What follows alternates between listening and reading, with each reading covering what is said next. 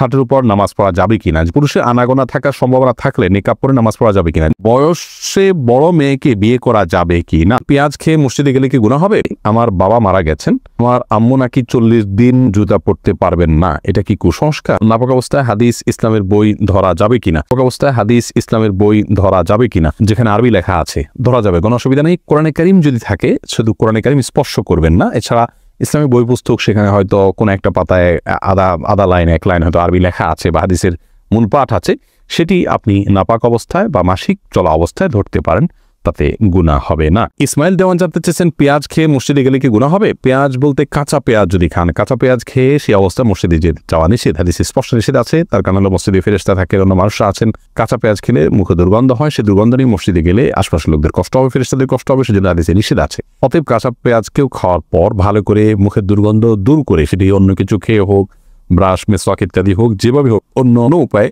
মুখের দুর্গন্ধ দূর করে তারপর তিনি মসজিদে যাবেন। বিনতে ফারুক জানতে চেয়েছেন পুরুষের আনাগোনা থাকার সম্ভাবনা থাকলে নিকাব পরে নামাজ পড়া যাবে কিনা, জি অবশ্যই নিকাব পরে সাধারণ অবস্থায় নামাজ পড়া যাবে না, কারণ নবী সাল্লাল্লাহু আলাইহি ওয়াসাল্লাম চেহারা ঢেকে সালাত পড়তে নিষেধ করেছেন এবং নারী পুরুষ সকলের জন্য সেটি সমানভাবে প্রযোজ্য। কিন্তু কোনো ক্ষেত্রে যদি এমন হয় যে আপনি এমন জায়গায় সালাত আদায় করছেন এখানে অন্য পুরুষরা আসা যাওয়া করার প্রচন্ড সম্ভাবনা আছে, তাহলে সেক্ষেত্রে আপনি নিকাব পরে সালাত আদায় করতে পারবেন, যেহেতু এটা বিশেষ ওজর রয়েছে। মোহাম্মদ তানভীর জানতে চেয়েছেন বয়সে বড় মেয়েকে বিয়ে করা যাবে কি না, অবশ্যই করা যাবে।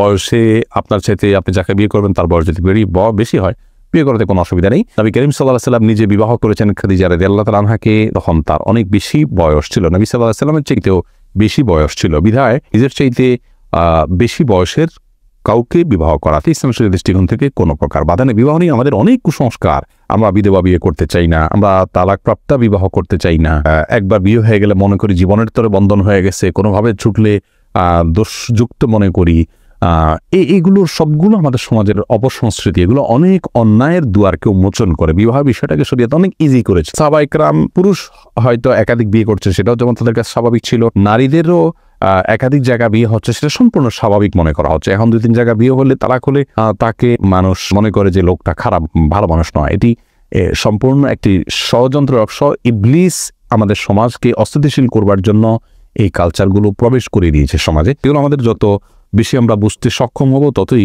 ইনশাআল্লাহ কল্যাণের পথে অগ্রসর হতে পারবো। জান্নাতুল ফেরদাউস আপনি জানতে চেয়েছেন খাটের উপর নামাজ পড়া যাবে কিনা, যে অবশ্যই যাবে, খাটের উপর নামাজ পড়াতে কোনো অসুবিধা নেই। অনেকে মনে করেন যে খাটের উপরে বা বিছানা চাদর উপর নামাজ পড়া যেন বিছানা চাদর ধোয়া থাকে, পরিষ্কার থাকে, নাপাক দেখা না যায়, কোনো নাপাকের আলামত না থাকে, তাহলে সেখানে সালাত আদায় করতে কোনো অসুবিধা নেই।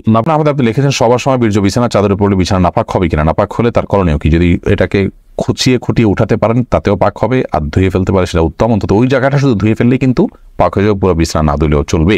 একাম বাহাদুর হাওলাদার আপনি লিখেছেন বাচ্চা দুধ খেলে মায়ের অজু ভাঙবে কিনা, না, বাচ্চা দুধ খেলে মায়ের অজু ভাঙবে না।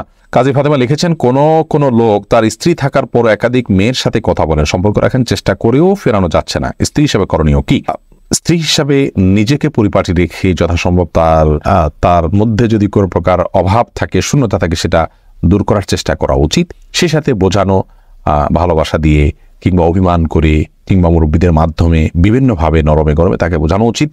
এবং অন্য কারোর মাধ্যমে নিজে কোনোভাবে যদি সংশোধন করা না যায়, তাহলে সেক্ষেত্রে তার পাপের কারণে স্ত্রী তিনি পাপী হবেন না, অপরাধী হবেন না, প্রত্যেকের পাপে বোঝা তিনি বহন করবেন।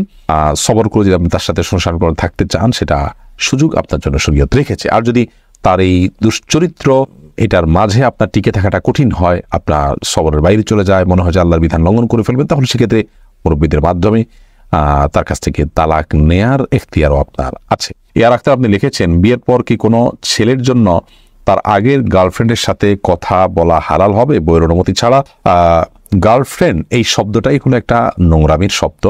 আমরা গার্লফ্রেন্ড বলবো না, বরং বলবো যে তার জেনার সঙ্গী, যার সঙ্গে সে জেনায় লিপ্ত ছিল বা হারাম সম্পর্কে লিপ্ত ছিল, সে অবৈধ বন্ধু, হারাম বন্ধু, তার সাথে কোনো যোগাযোগ রাখা যেতে পারে কিনা। তো বিয়ের পর হোক আর বিয়ের আগে হোক, কোনো মেয়ের সাথে কোনো ছেলে যদি হারাম সম্পর্ক থাকে, তাহলে সেই মেয়ে হোক আর ছেলে হোক, একজন অন্যজনের সাথে হারাম এটা বুঝতে পারার পর, তওবা করার পর, ফিরে আসার পর পুনরায় যোগাযোগ করা এবং সেই হারাম বন্ধু সুলভ যে যোগাযোগ আছে সেটা করা তাদের জন্য জায়েজ নয়। একান্ত নিরুপায় হয়ে কোনো প্রয়োজনে একজন আরেকজনের সাথে যোগাযোগ করতে, সেটা তো অবশ্যই জায়েজ আছে। অতএব বিয়ের পরে যদি চেষ্টা করেন, তাহলে তার অনেক বড় ধরনের খেয়ানত হলো, অনেক বড় ধরনের এটা আমানত নষ্ট করা হলো, তার স্ত্রীর সাথে প্রতারণা করা হলো, এটা জায়েজ নয়। যার কারণে আগের অবৈধ সম্পর্ককে পুনর্জীবিত করা কিংবা একে অন্যের সাথে আবার যোগাযোগ রক্ষা করা এটা গুনাহের কথা। আব্দুল আল মামুন আপনি লিখেছেন, বাবা মা কোনো অন্যায় করলে বা গুনাহ করলে সন্তানের উপর কি কোনো প্রভাব পড়ে?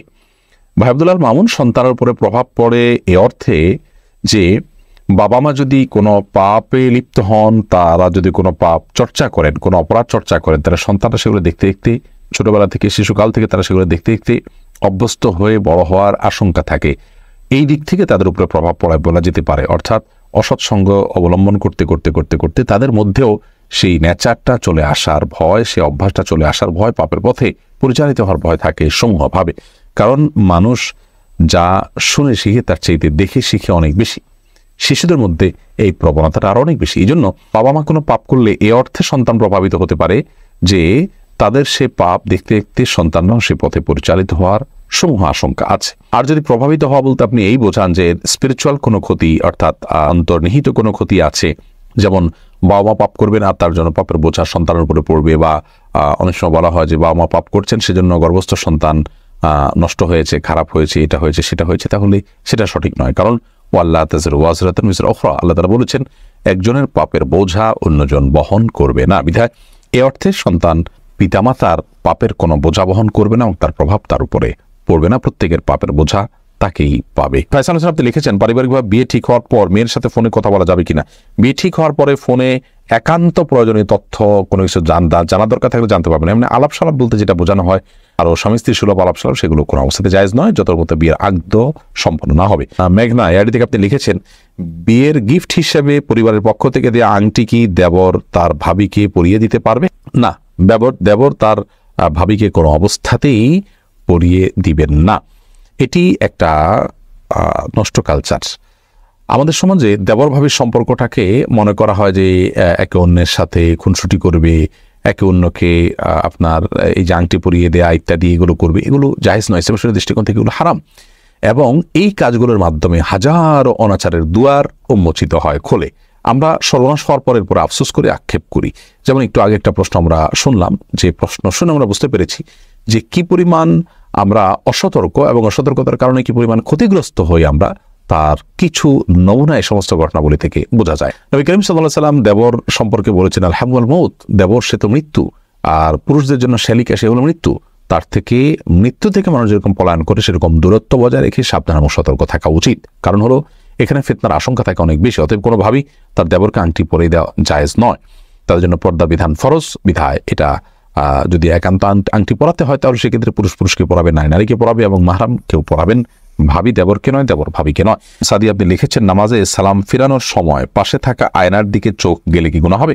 অনিচ্ছাকৃত চোখ চলে গেছে, তাহলে সাথে সাথে আপনি নিজেকে ফেরত নিয়ে আসতেন, তাতে গুনাহ হবে না।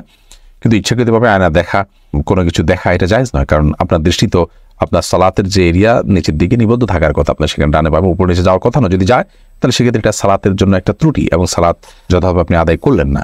অনিচ্ছাকৃতভাবে একবার হঠাৎ করে চলে গেছে, সাথে সাথে আপনি ফেরত নিয়ে আসছেন, তাতে ইনশাআল্লাহ গুনাহ হবে না।